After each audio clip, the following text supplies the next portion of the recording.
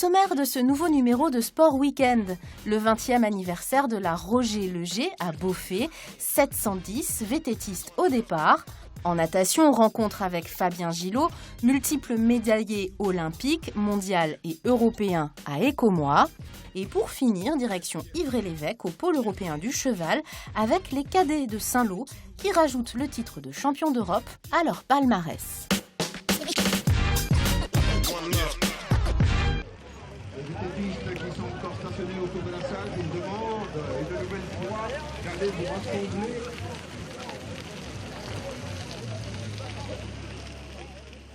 Ouais, bah écoute, on a le beau temps, on a le beau truc, je pense que on va le faire. On fait la photo. On se retrouve, tous les garçons, tout là-bas. On va peut-être aller faire un tour tous devant eux pour donner le départ. Et là, on arrête là, et là on fait, moi je mets le mécénat, et puis les sécurités de chaque côté, gauche à droite. C'est un vrai rendez-vous en Sarthe, maintenant, qui est annuel, mais c'est le plus grand rassemblement de VTT en Sarthe de ce type. C'est une habitude que l'on a de venir chaque année à la Roger Leger, ou presque, et donc pour la 20e, ça me tenait à cœur d'être présent auprès de Roger, mon fidèle ami depuis très longtemps. François qui fait de la course à la voile, qui a fait la route du Rhum. Voilà, on va voir ce que ça donne. Il a horreur de l'avion. On va voir ce que ça donne sur un Il vélo. a horreur de l'avion et donc il traverse l'Atlantique en bateau. Cet été, j'ai fait les 24 heures avec Roger. Et puis Didier, donc l'organisateur de la Roger Leger VTT. Et je dis, tiens, c'est l'occasion, et puis c'est la 20e, donc ça va être l'occasion de venir voir à quoi ça ressemble. Et je pense que ça va être un grand plaisir. Ah, le ravitaillement, oui, c'est important. Bon, je ne sais pas si je vais faire les 35 ou les 50, mais de toute façon, je ne suis pas inquiet parce qu'il y a des très beaux ravitaillements mis en place par l'organisation. Je crois qu'il y en a 3 par parcours, donc ça va, je ne vais pas tomber en fringale, normalement. Le temps est clément, il fait plutôt beau, a priori il ne va pas y avoir de pluie, donc ça devrait bien se passer, j'espère. Le départ, il est par là. Il est par là le départ, il faut se ranger là-bas. T'inquiète.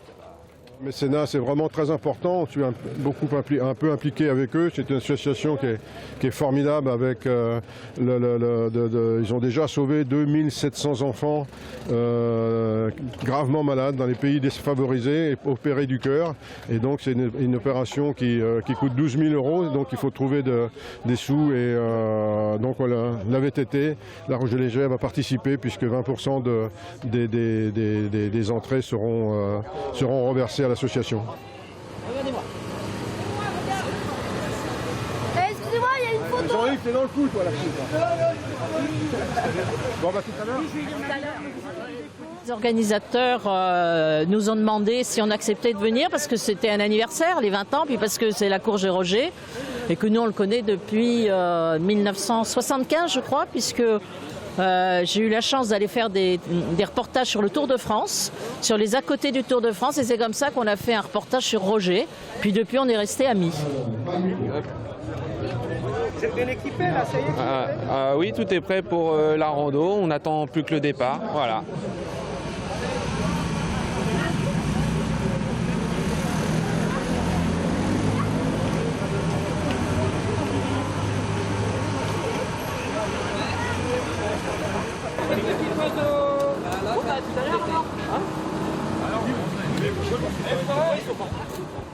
Il n'y a pas de compétition, on fait le parcours qu'on veut, le grand, le petit.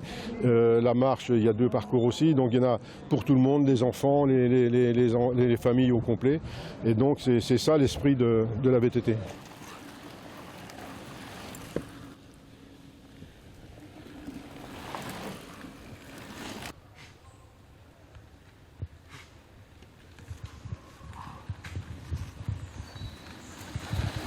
Hop là. Hop. Bonjour.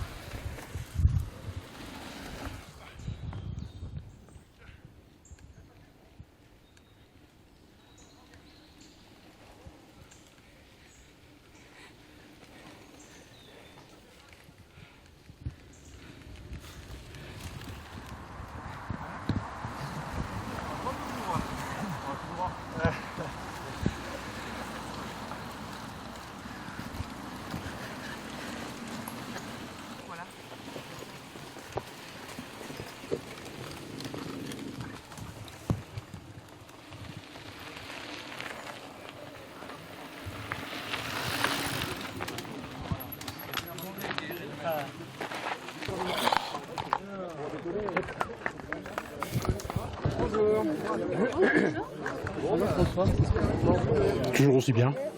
Non, c'est super météo, le parcours est joli, il y a des beaux paysages, des beaux chemins, c'est bien. J'aime ça le ravitaillement, monsieur. On évite de trop manger aussi parce que ne faut pas non plus se remplir l'estomac non plus parce qu'après on a du mal à respirer. Non, mais on boit un petit coup et on mange un petit peu. On a eu de la chance parce qu'on est arrivé voilà, au moment où Roger venait se ravitailler. Voilà, et c'est la deuxième étape, ils sont à peine à mi-parcours. Bon, il y en a qui sont en pleine forme, il y en a d'autres qui sont un petit peu fatigués quand même. Ça se passe bien, tout le monde est content, tout le monde, on s'arrête au ravito et comme il fait beau, le soleil est là, l'automne, magnifique. Tu as décidé alors de faire quel parcours? Pas encore, je vais voir ça tout à l'heure. Mais quand je vais passer. Ouais. Ah ok. On y va Didier? On a déjà fait 20 km de fait. Voilà, on continue quoi.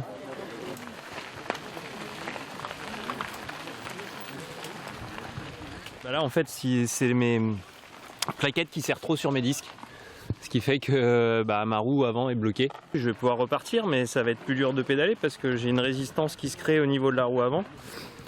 Et voilà.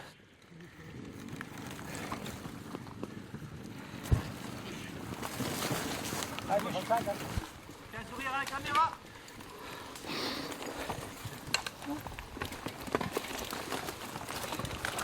Là. Bon ça.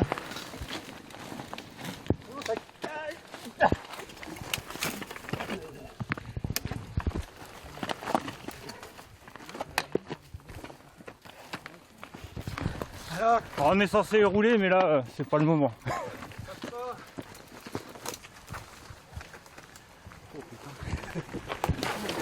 Ça. Ah, c'est filmé là. Ah bon, en plus. Ça fait 10 fois qu'il tombe. Au moins.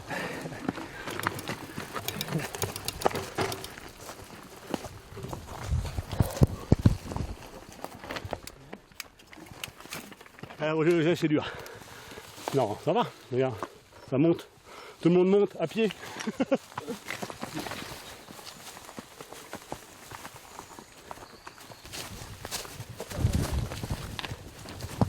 Un petit peu, c'est encore mieux pour filmer. C'est bien les gars, c'est ça, tout bien. Parfait. Bon, nickel. Ça va? Ravito, tout bon?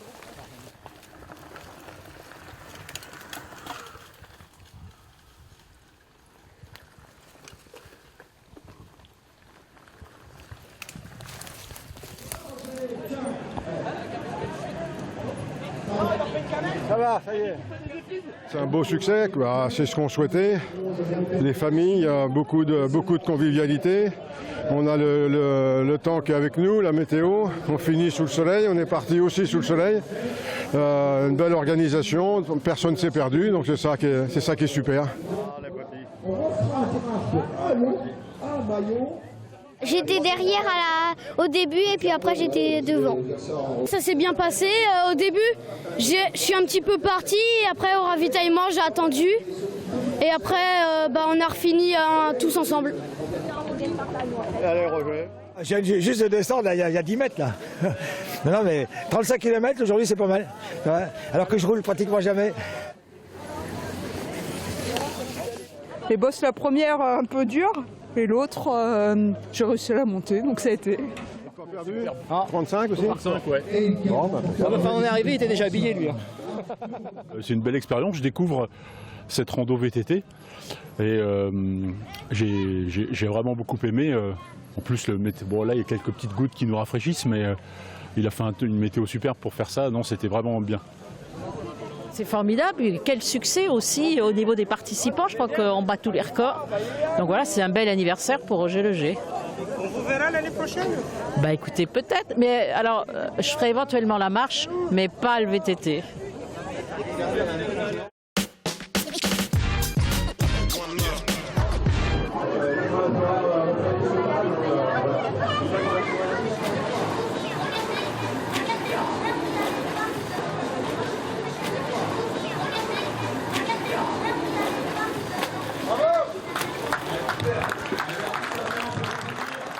Le titre olympique restera un moment particulier parce que c'est le Graal de tout sportif de haut niveau et c'est une grande fierté parce qu'on est très peu à avoir eu la chance d'être champion olympique. Fabien, donc c'est une activité qu'il est en train de promouvoir. Il la développe dans toute la France. Ça s'appelle l'Aqua-Rescue. Donc c'est une activité qui est dédiée aux enfants qui ont 3 ans. Donc c'est à partir de 3 ans. Il leur inculque en fait une position de sécurité. En fait, comme il disait tout à l'heure, il y a beaucoup de morts, il y a beaucoup de noyés, beaucoup d'enfants, beaucoup de noyades en France encore. Ce sont des enfants en bas âge, avant 6 ans. Et donc lui, son objectif justement par cette activité, c'est de limiter les noyades et de donner aux enfants en fait des notions de sauvetage dans l'eau tout simplement, quoi. Donc il leur apprend à basculer sur le dos, donc de même pour justement avoir les voies respiratoires vers le ciel et pouvoir respirer, être équilibré sur le dos et puis ne pas stresser. Voilà. Et pouvoir appeler aussi, ce qui est important, appeler les secours dans cette position-là. 2, 1, partez!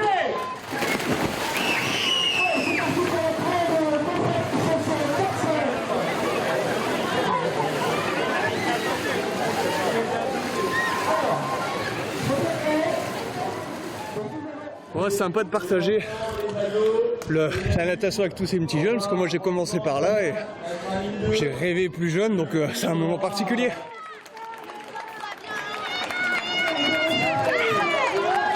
Bravo!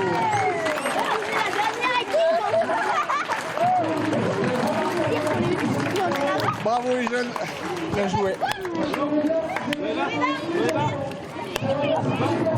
Félicitations les filles.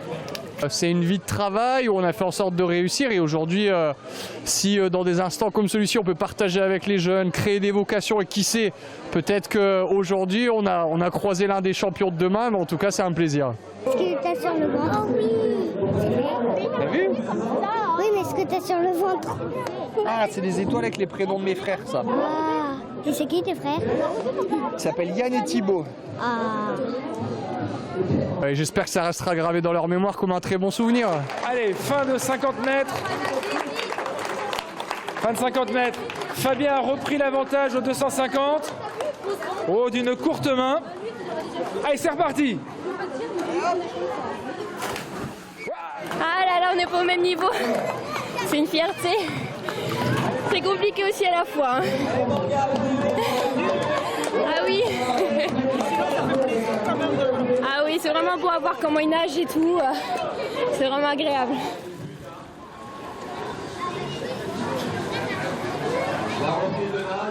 Franchement, c'était vraiment impressionnant. Parce qu'il nageait tellement avec de l'élégance, on arrivait à tourner la tête. Et en tournant, on voyait tout. Il prenait vraiment ses gestes à minution pas possible. C'était vraiment magnifique. Je suis originaire de Denain exactement, juste à côté de Lille et Valenciennes. Ah oui. Et je suis à Marseille depuis 11 ans maintenant pour l'entraînement. Aujourd'hui, l'eau sur la planète, l'eau, on est composé à 70% d'eau et l'élément aquatique, c'est pour moi un élément particulier. On a, je pense, l'un des seuls moments où on peut retrouver un peu ce phénomène d'apesanteur comme on peut retrouver, où notre corps devient tout de suite plus léger dans l'eau. On va peut-être faire un 400 mètres et on va essayer de nager moins vite que lui. L'objectif, c'est ça.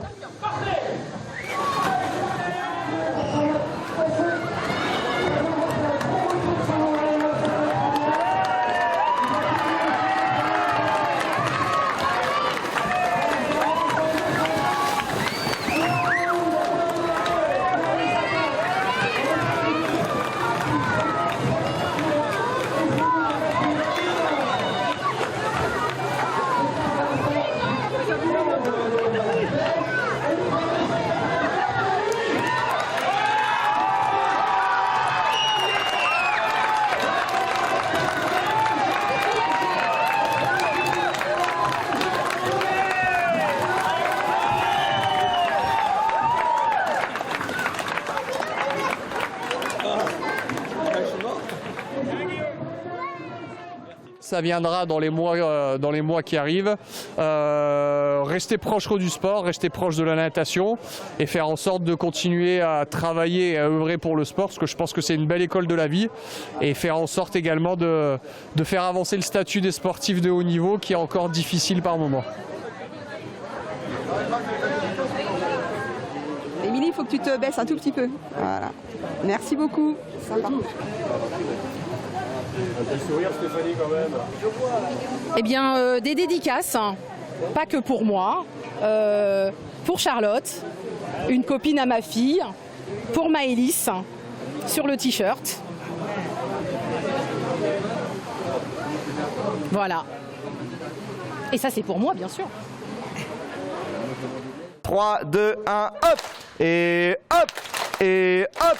Et hop! Et hop! Et hop! Et hop! Et hop! Et hop! Hop! Hop! Hop! Hop! Hop! Hop! Hop! Hop! Hop! Hop! Hop! Hop!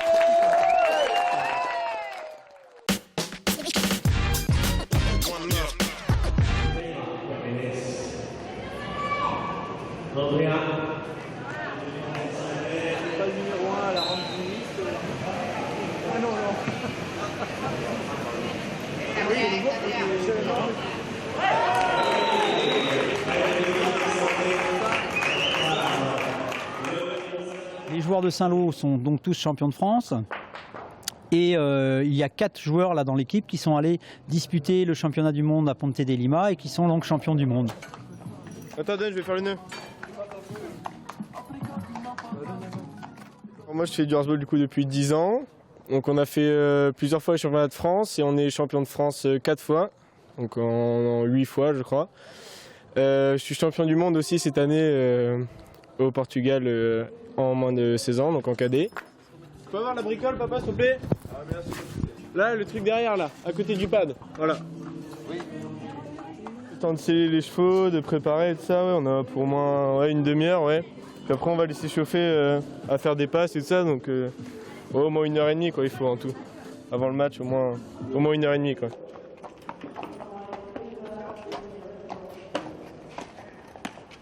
J'ai commencé le horseball par contre un peu tard. J'ai commencé à 11 ans, donc ça fait 5 ans que je fais du horseball. Et j'ai toujours commencé à Saint-Lô. Et voilà quoi, cette année elle est spéciale parce que on est un peu monté en grade, enfin niveau de dans notre niveau, on avait un meilleur niveau cette année.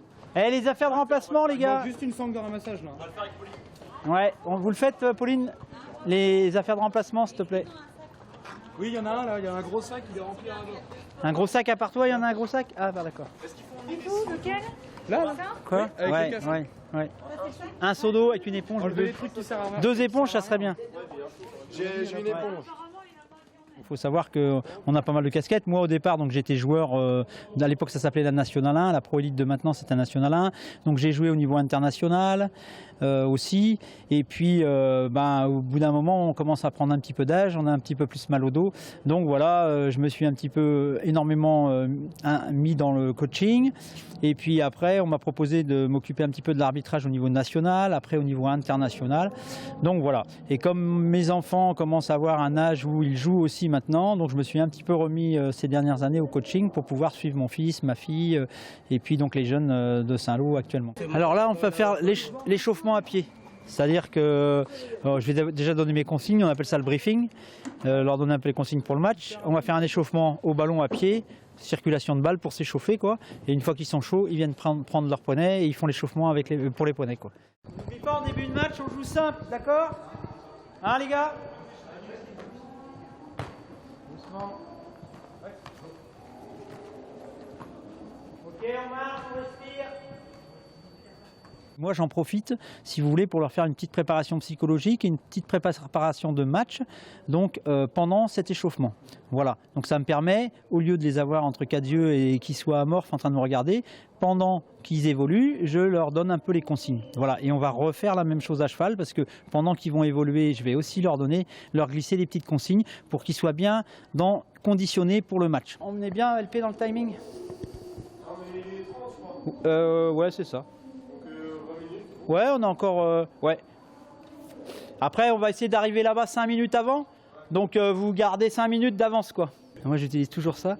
C'est un petit truc parce que autrement, en fin de championnat, vous n'avez plus de voix du tout. Alors quand vous allez sur les gros championnats où vous avez plusieurs équipes à coacher, si vous n'avez pas ça, vous êtes obligé de crier pour qu'on vous entende et du coup on n'a plus de voix. Alors c'est mon petit truc à moi. Et puis là je l'ai pris aux couleurs, vous voyez, de l'équipe parce qu'ils ont tous les trucs bleus, donc voilà. C'est bon les gars, on m'entend bien? Super. Go!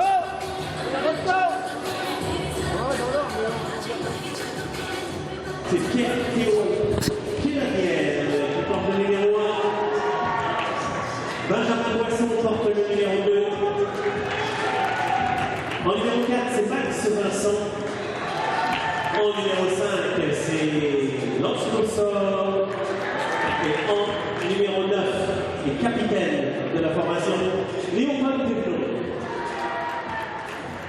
Pour travailler un cheval toute l'année, il faut avoir de la patience. Il faut être hargneux pour le match quand même et solidaire avec l'équipe, je dirais. C'est notre partie, Saint-Lô.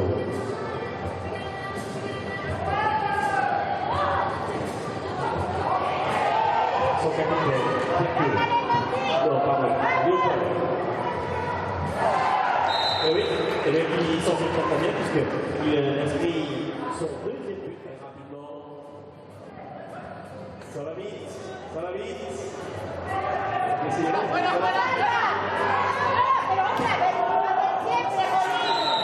Et oui, il est vite dans la défense. Et aussi, cette défense. J'ai pour habitude de ne pas fixer d'objectifs, c'est ma façon de travailler. Après chacun voit midi à sa porte et fait comme il veut. Moi je ne fixe pas d'objectif, on a une ligne de travail, si la ligne de travail fonctionne, on finit au résultat.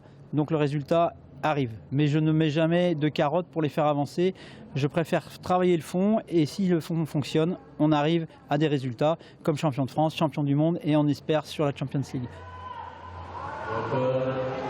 Numéro 9, c'est Léopold Péplon.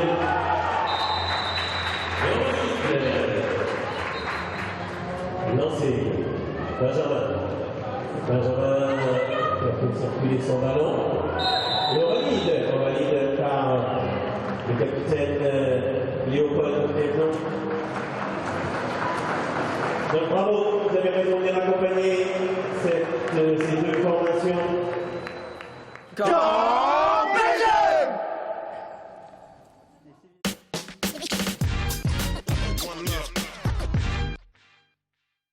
Alors on a un concours de dressage international, 3 étoiles, on devrait avoir une quinzaine de nations, pas mal de chevaux, plus que l'année dernière, puisque c'est notre 2e édition. Et la semaine d'après, on aura le championnat de France de dressage à suivre. Donc pour nous c'est pratique, puisqu'en fait on laisse l'infrastructure monter pour le dressage pendant 2 week-ends. Je sais qu'on aura des cavaliers de l'équipe de France qui seront là et surtout pas mal d'étrangers. Donc ça c'est bien parce que ça va faire un beau plateau et il va y avoir du sport.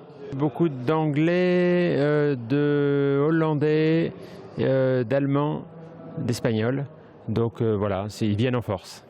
Tout va se passer dans le grand hall. On aura des pistes aussi en extérieur, mais les principales épreuves se courront dans le grand hall avec début des épreuves jeudi soir pour se terminer dimanche soir.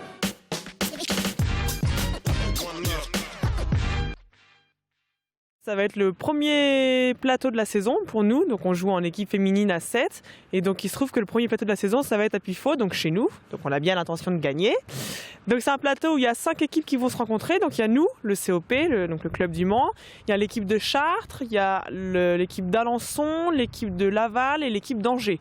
Donc en fait, sur ce plateau, chaque équipe va jouer à tour de rôle contre toutes les équipes.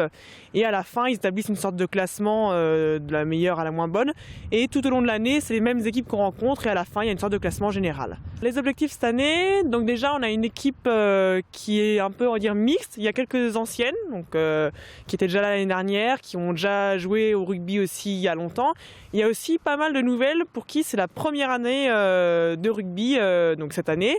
Elles sont super enthousiastes, donc on va essayer d'avoir surtout un esprit de cohésion et de voir ce qu'on peut faire de mieux tout ensemble, anciennes mélangées aux nouvelles, vraiment d'aller le plus loin possible. Moi j'ai regardé les Jeux Olympiques il n'y a pas très longtemps et du coup ça m'a motivée à venir faire du rugby à 7. Je suis venue faire un premier essai avec les anciennes et du coup j'ai été super intégrée super vite, donc du coup ça m'a donné envie de m'inscrire pour l'année.